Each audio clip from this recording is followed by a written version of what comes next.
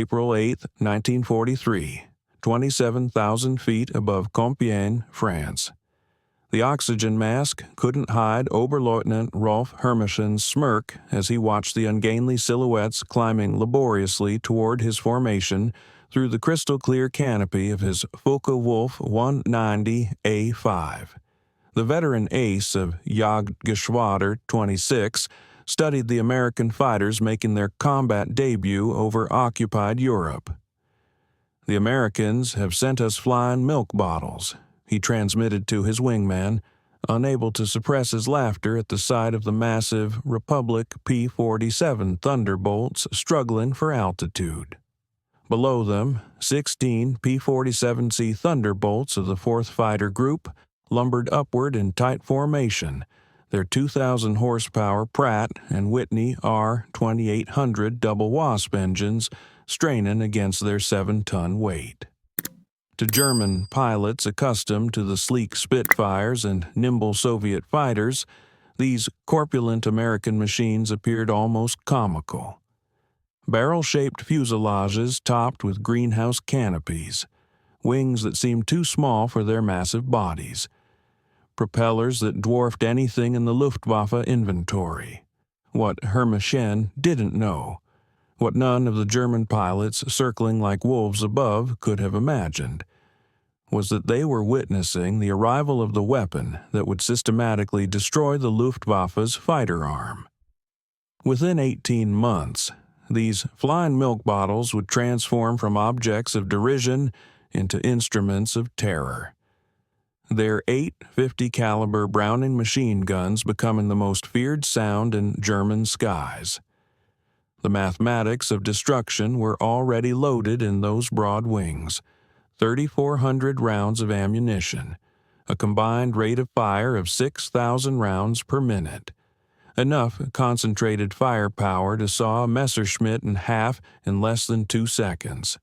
The transformation began that April morning when Major Donald Blakesley, commanding the 335th Fighter Squadron, spotted the German formation positioning for attack. The former Eagle Squadron veteran, who'd transferred from RAF Spitfires just weeks earlier, understood what his men didn't yet know: that survival in the P-47 required abandoning everything they thought they knew about air combat. The Thunderbolt represented a radical departure from conventional fighter design philosophy. While the Germans had pursued lightweight interceptors optimized for climb and turn performance, Republic Aviation had created something unprecedented, a high-altitude juggernaut that used mass, power, and firepower to redefine the rules of aerial warfare. Among the 56 American pilots spread across the French sky that morning were men who would become legends, future aces whose names would strike fear into Luftwaffe hearts. But on April 8, 1943, they were novices in an untested machine, facing the most experienced fighter force in the world. The Germans had been fighting continuously since 1939, with veterans of Poland, France, Britain, and Russia. The Americans had been in combat for exactly 0 days. This story is about how industrial logic defeated tactical brilliance, how quantity and quality merged into overwhelming superiority, and how German pilots' laughter turned to terror as they discovered what synchronized Browning machine guns could do to an aircraft at 400 yards.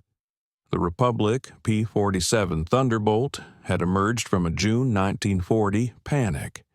As German fighters swept across France, Alexander Kartveli, Republic Aviation's Georgian-born chief designer, received urgent specifications from the U.S. Army Air Corps. They wanted a high-altitude interceptor capable of matching the Luftwaffe's best.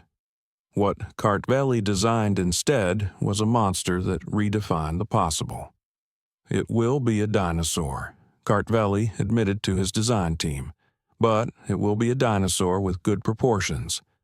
The XP-47B prototype that first flew on May 6, 1941, shocked everyone who saw it. At 9,900 pounds empty, it weighed 65% more than its predecessor, the P-43 Lancer. The massive turbo-supercharger system, with its complex ducting running through the rear fuselage, gave it an almost pregnant appearance. Test pilots approaching it for the first time invariably asked the same question. This thing actually flies. Not only did it fly, it flew like nothing else at altitude. The Pratt & Whitney R2800 double wasp engine, an 18-cylinder radial producing 2,000 horsepower, could maintain full power at 27,000 feet, where German fighters gasped for air. The turbo supercharger, fed by exhaust gases, delivered sea-level performance in the stratosphere where the air was too thin for conventional superchargers. Major Hubert "Hub" Zemke, commanding the 56th Fighter Group training at Bridgeport, Connecticut, initially despised the aircraft. His unit lost 18 pilots and 41 aircraft in training accidents between September 1942 and January 1943. The P-47 killed more Americans in training than Germans would in the first months of combat. It ground-looped on landing, torque-rolled on takeoff, and dove with such enthusiasm that pilots discovered compressibility, their controls freezing as shock waves formed on the wings. But those who mastered it discovered something extraordinary. Lieutenant Robert Johnson, a farm boy from Oklahoma who would become one of America's top aces with 27 victories, described his first flight. It was like strapping yourself to a locomotive. The power was unbelievable. You didn't fly it, you aimed it. The first combat encounters in April and May 1943 confirmed every German prejudice. The P-47s couldn't turn with the Focke-Wulf 190s, couldn't climb with the Messerschmitt 109s, couldn't match their nimble handling at medium altitudes. Luftwaffe pilots quickly developed tactics to exploit these weaknesses, attacking from below where the heavy Thunderbolt struggled, forcing turning fights where agility mattered more than firepower. Hauptmann Joseph Pips, Priller, commanding officer of Jagdgeschwader 26, reported to headquarters after his first encounter. The new American fighter is meat for the slaughter. It flies like a truck, turns like a freight train, and climbs like a pregnant cow. Our boys are calling them Indian Air. Fat targets pretending to be warriors. The statistics seem to confirm German confidence. In their first month of operations, the American fighter groups lost 14 Thunderbolts for only 3 confirmed German kills. The RAF, observing from their Spitfire squadrons, quietly suggested the Americans might reconsider their choice of mount. British pilots joked that the best evasive maneuver in a P-47 was to unstrap and run around the roomy cockpit. But something strange was happening in those early encounters that German intelligence failed to notice. The P-47s that were shot down had absorbed incredible punishment before falling. One aircraft returned from a May 4th mission with 21 cannon holes and over 100 machine gun strikes, damage that would have disintegrated a Messerschmitt or Spitfire. The massive radial engine, lacking vulnerable coolant system, shrugged off hits that would have stopped a liquid-cooled fighter cold. More significantly, when P-47s did get their guns on target, the results were catastrophic. The Thunderbolt's weapons battery created a convergent zone of destruction that German pilots had never experienced. Unlike the rifle-caliber weapons of early war fighters or cannon with limited ammunition, the American fighter could maintain sustained fire for over 30 seconds, an eternity in aerial combat. The event that would begin changing German perceptions occurred on June 26, 1943, over Laval, France. It involved Second Lieutenant Robert S. Johnson of the 61st Fighter Squadron and an encounter that would become legendary on both sides of the conflict. Johnson's formation of 48 P-47s was returning from escort duty when they were bounced by 16 Focke-Wulf 190s from Secke JG-26, led by Hauptmann Wilhelm Ferdinand Galland, younger brother of the famous Adolf Galland. The Germans executed a perfect attack, diving from the sun with overwhelming speed advantage. Johnson's Thunderbolt, flying at the rear of the formation, was caught in the crossfire of multiple attackers, taking catastrophic damage in the first seconds of combat. Two 20mm cannon shells exploded across his aircraft. The canopy shattered. Hydraulic fluid sprayed into the cockpit. The engine cowling was torn away. Fire erupted behind the instrument panel. Johnson, wounded in the nose and leg by shrapnel and bullet fragments, tried to bail out, but discovered the canopy was jammed. A 20mm shell had exploded in the canopy track, welding it shut. He was trapped in a dying aircraft at 27,000 feet. What happened next defied every assumption about combat damage tolerance. Despite having no forward visibility through the oil-covered windscreen, a barely functioning engine that shook violently, and controls that responded only intermittently, Johnson managed to level the aircraft and point it toward England. The P-47 continued flying with damage that would have reduced any other fighter to fallen debris. Then it got worse. A lone Focke-Wulf 190, flown by an unknown pilot from the Secke JG-26, discovered the crippled Thunderbolt limping toward the channel at less than 170 miles per hour. Historical research has never definitively identified this pilot, though several names have been proposed based on German combat reports from that day. What followed was one of the most extraordinary encounters in aerial warfare history. The German pilot positioned himself behind Johnson's P-47 and opened fire with his 420mm cannon and two 13mm machine guns. Johnson, unable to evade, could only huddle behind his armor plate and pray. The Thunderbolt absorbed the entire cannon ammunition load. Then the German repositioned and fired again, this time with only his machine guns, the cannon ammunition exhausted. The German pilot pulled alongside, staring in disbelief at the flying wreck. Johnson could see his face clearly. Young, blond, his expression shifting from confidence to confusion to something approaching fear. The German repositioned and emptied his remaining machine gun ammunition into the Thunderbolt. Still, it flew. He pulled alongside again, shook his head in apparent amazement, gave an informal salute, and peeled away, presumably out of ammunition. Johnson's P-47 landed at Manston with its engine failing on the runway. The crew chief stopped counting bullet holes after reaching 200. One cannon shell had exploded inches from Johnson's head. Another had detonated against the armor plate behind his seat. The engine had taken direct hits. The control cables were partially severed. 3 of the 4 main longerons, the structural backbone of the fuselage, were shot through. Yet the aircraft had brought him home. The survival of Johnson's aircraft sent shock waves through both air forces. American engineers studying the wreckage realized they'd underestimated their own creation. German intelligence, receiving combat reports from Tute's JG-26, initially refused to believe it. No aircraft could absorb that much punishment. But testimony from multiple pilots confirmed the impossible.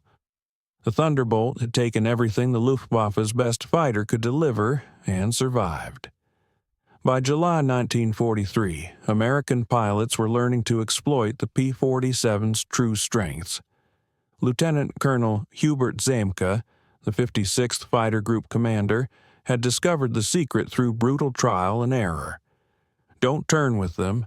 Don't climb with them at low altitude. Use your weight. Use your power. Use your guns. The Thunderbolt's massive weight, initially seen as a disadvantage, became a weapon. In a dive, nothing could catch it. From 30,000 feet, a P-47 could reach 550 miles per hour, faster than any German fighter could achieve even in a vertical dive. This speed could be converted to altitude in a zoom climb that left pursuing fighters helplessly behind. Captain Walker, Bud Mahurin, who would become one of the first American aces in Europe, developed what became known as the boom and zoom tactic, though pilots called it the Thunderbolt turkey shoot. Instead of engaging in traditional dogfights, P-47 formations would climb to 30,000 feet, higher than German fighters could effectively operate. When Luftwaffe fighters appeared below, the Thunderbolts would roll inverted and dive, reaching speeds that made deflection shooting impossible for defending Germans. At the bottom of these dives, the American heavy machine guns would speak. German pilots who survived described it as facing a wall of lead, the combined firepower creating an impenetrable zone of destruction. Aircraft caught in this convergence pattern didn't just fall, they disintegrated. The true revelation of American firepower came during the August 17, 1943, dual raid on Schweinfurt and Regensburg, the deepest penetration into Germany attempted to that date. This mission would demonstrate both the P-47's limitations, its range even with drop tanks, and its terrifying effectiveness when employed properly. Major David Schilling, leading the 62nd Fighter Squadron, encountered a formation of Messerschmitt 110 destroyer aircraft positioning to attack B-17s with their heavy cannon and rocket armament. The twin-engine German fighters, heavily armed but less maneuverable, were the Luftwaffe's specialized bomber killers. Schilling's flight of 4 Thunderbolts rolled into their attack dive from 28,000 feet. Unteroffizier Heinrich Roth, a gunner in one of the Me-110s who survived, later recounted in a POW interrogation, "The American fighters came down like hammers from heaven. I opened fire at 800 meters. Good hits. I saw them strike the fighter's wing. The P-47 didn't even wobble. Then he fired. The aircraft ahead of us simply came apart. Not shot down, destroyed. Wings separated from fuselage, tail severed. The crew compartment shredded into metal confetti. In 2 seconds, a 110 became nothing. 8 Messerschmitt 110s were destroyed in less than a minute." The German pilots had never experienced such concentrated firepower. Each P-47 carried 425 rounds per gun, 3,400 rounds total, weighing nearly 900 pounds. At convergence distance, typically set at 300 yards, all 8 guns' ballistic paths intersected in a zone roughly 6 feet in diameter.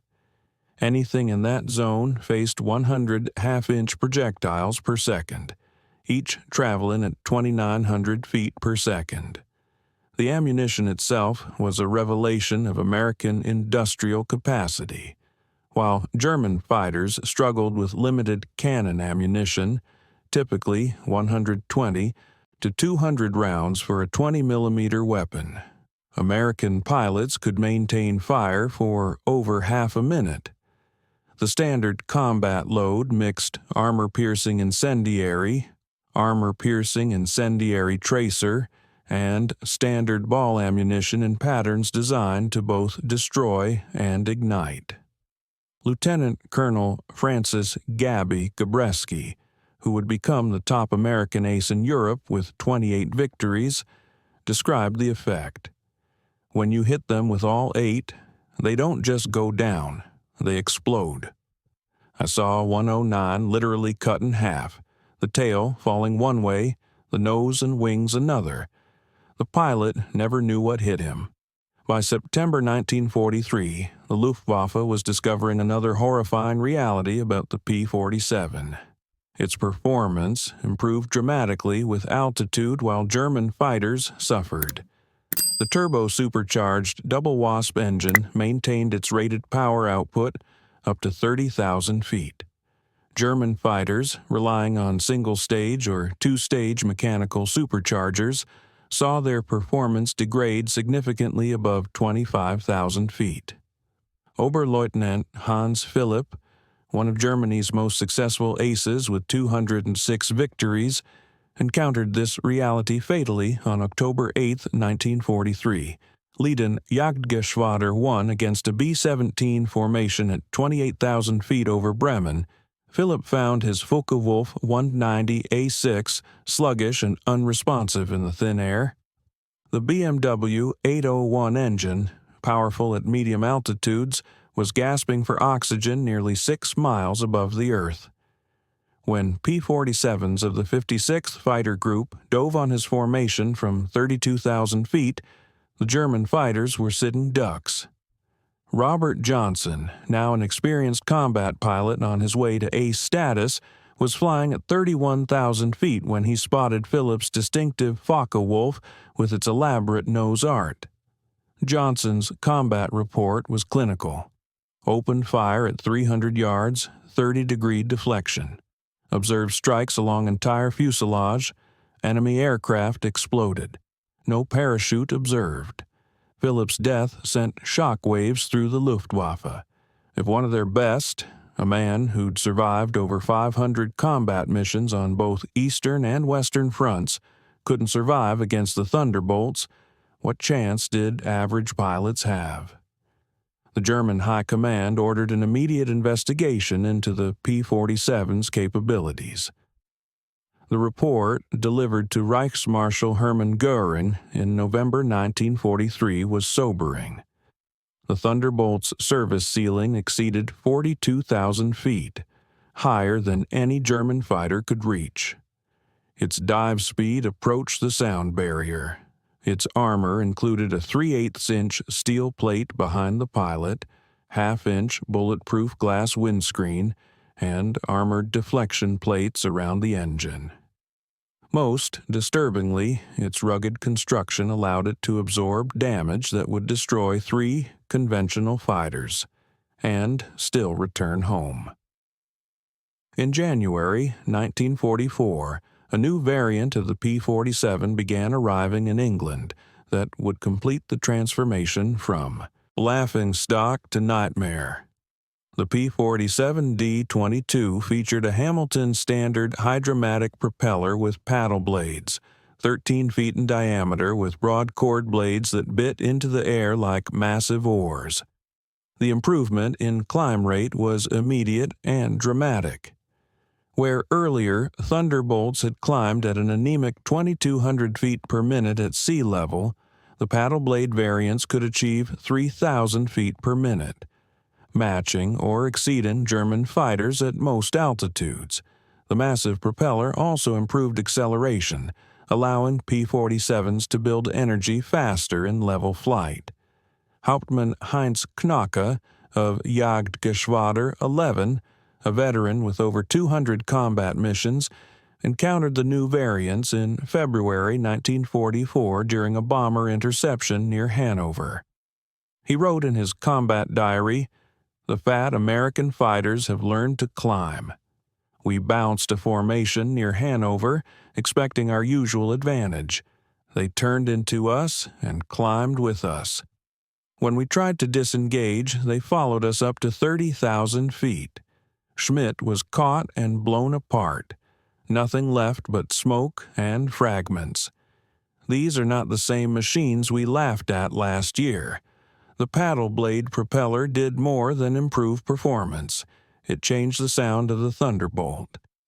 The distinctive thundering roar created by the blade tips reaching supersonic speeds could be heard from miles away. German ground troops reported being able to identify approaching P-47s by sound alone. a deep, threatening rumble that meant death from above. They began calling it Donnerschlag, thunderclap. By March 1944, P-47s equipped with external fuel tanks could escort bombers deep into Germany. The standard configuration carried two 108-gallon wing tanks or a 75-gallon belly tank, extending range to over 1,000 miles. With the paddle blade propeller providing improved performance even when loaded, Thunderbolts could fight on equal terms immediately after dropping tanks. The Luftwaffe's response was to concentrate on the bombers, hoping to inflict enough losses to stop the American daylight campaign.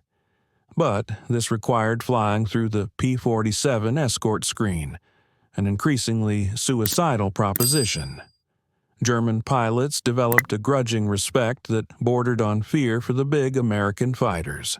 Major Günther Rau, one of Germany's top aces with 275 victories, mostly on the Eastern Front, survived an encounter with P-47s on March 6, 1944, that left him badly wounded.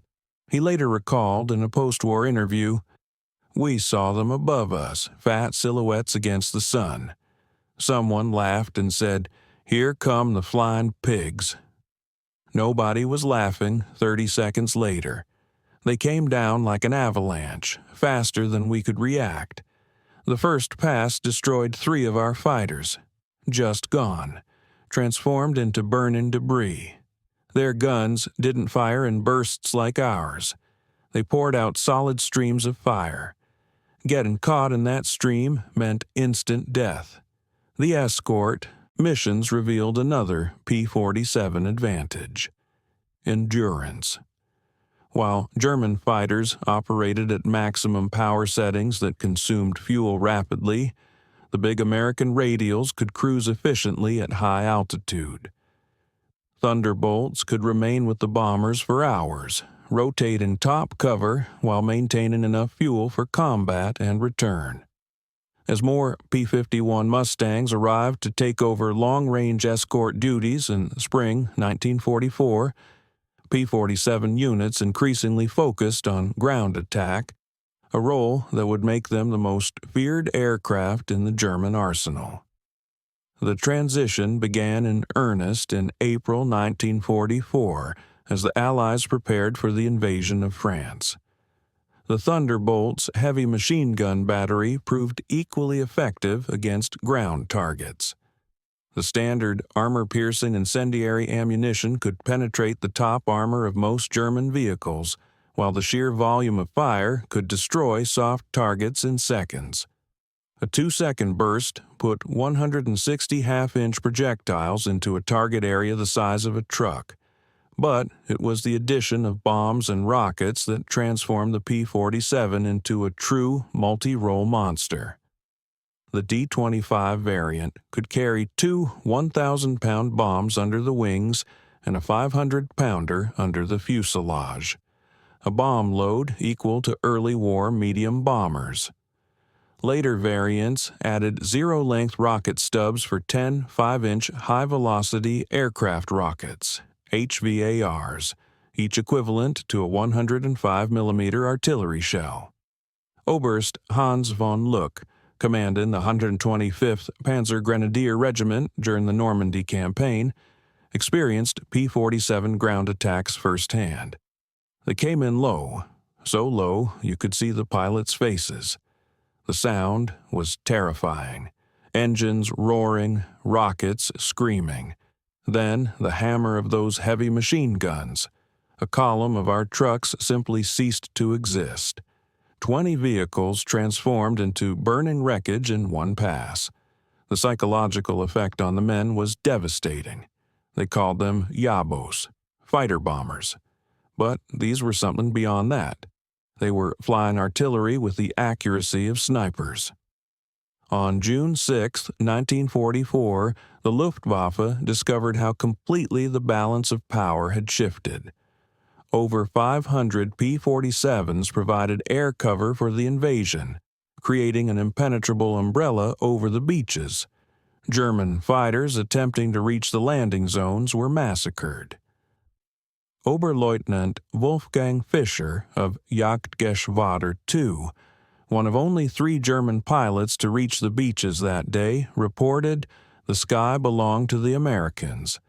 Thunderbolts were stacked from sea level to 30,000 feet. We tried to break through at dawn. 12 fighters from our Gruppe. I was the only one to return. The P-47s were waiting at every altitude.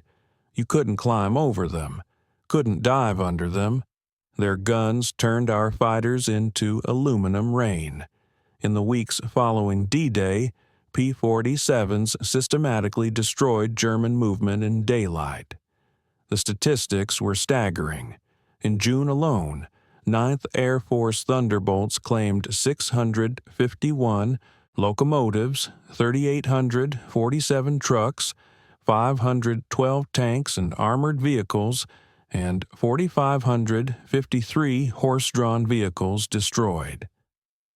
The Wehrmacht was forced to move only at night, severely hampering their ability to respond to Allied advances. The Germans tried everything to counter the Thunderbolt threat. They reinforced vehicle armor, deployed more anti-aircraft guns, developed new camouflage techniques. Nothing worked.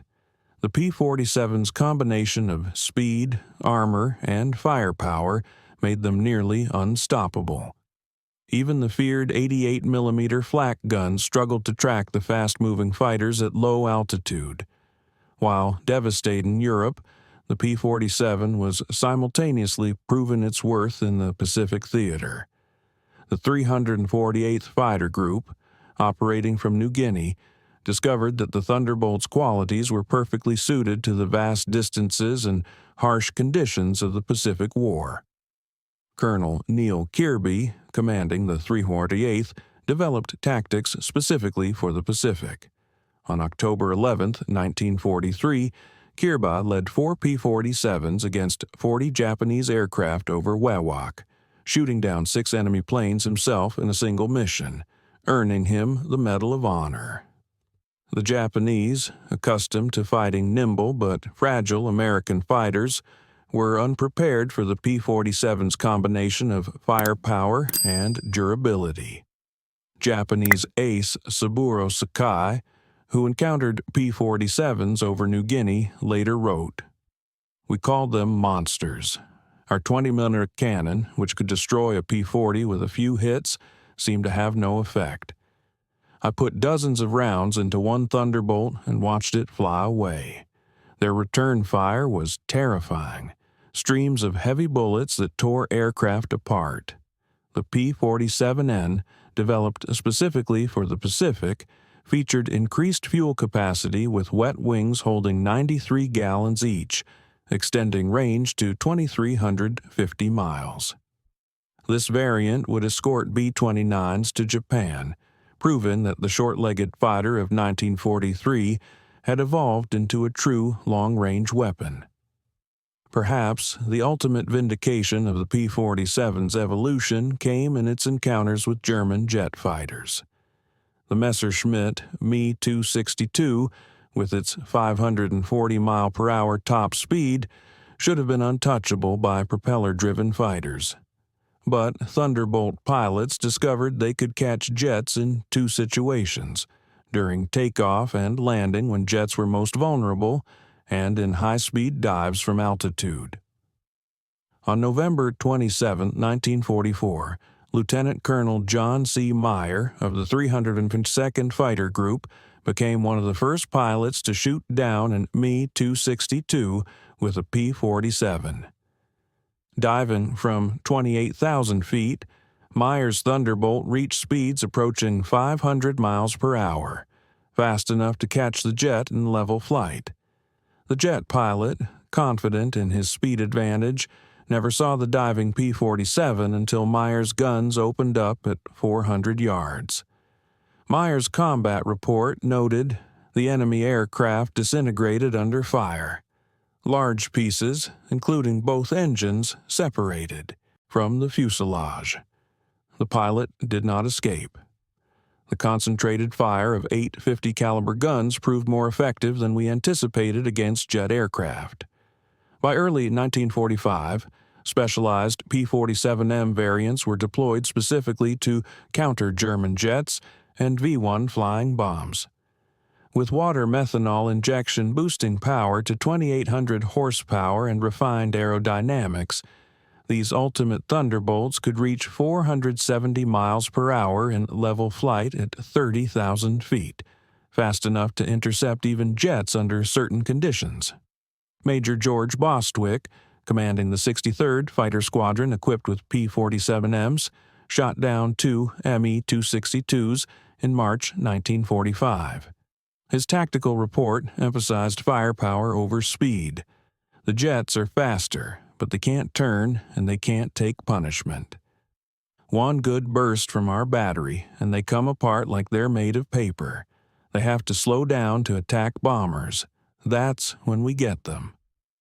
The ultimate demonstration of American industrial might came during Operation Bodenplatte, the Luftwaffe's desperate attempt to destroy Allied air power on January 1, 1945. Nearly 900 German fighters, including their best remaining pilots, launched surprise attacks on Allied airfields across Belgium and the Netherlands.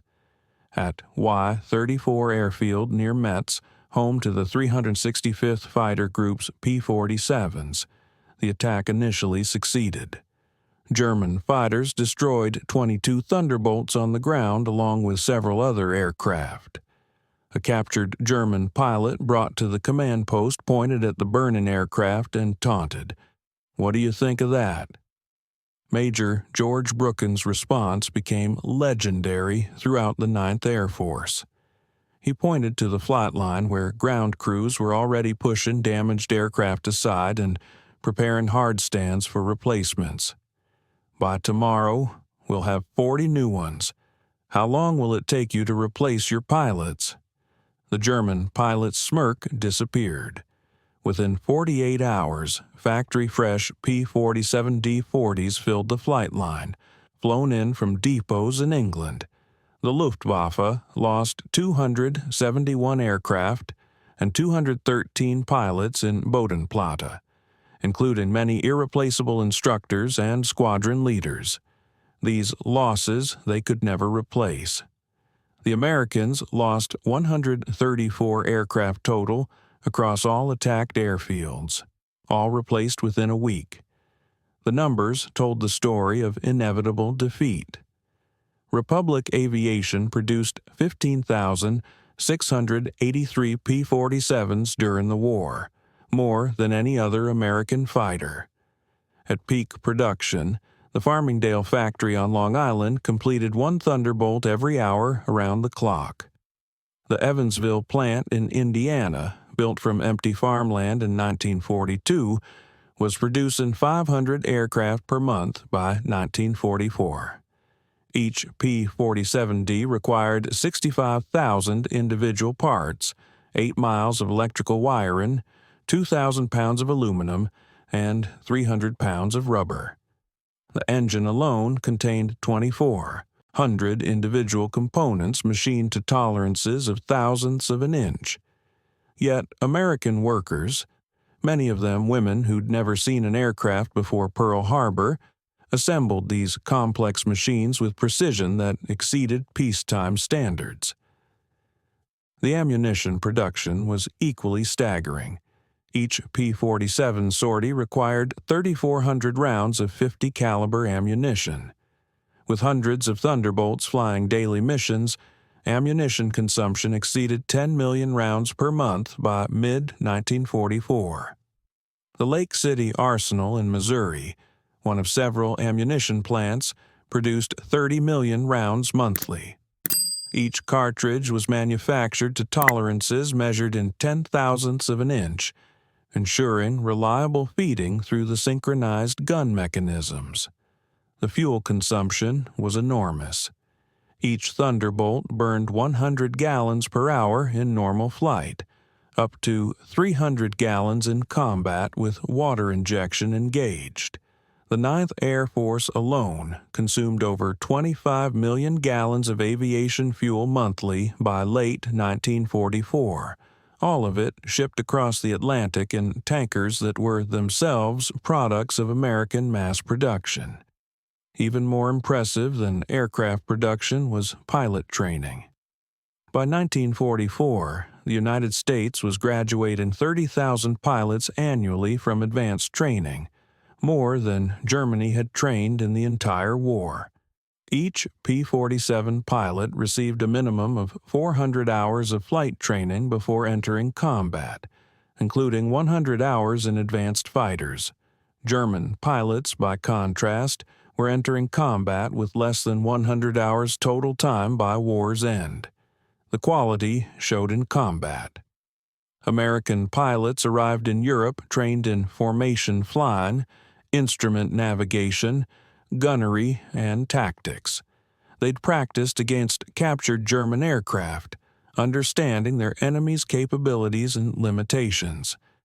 They knew their aircraft systems intimately, having studied technical manuals that German pilots never received.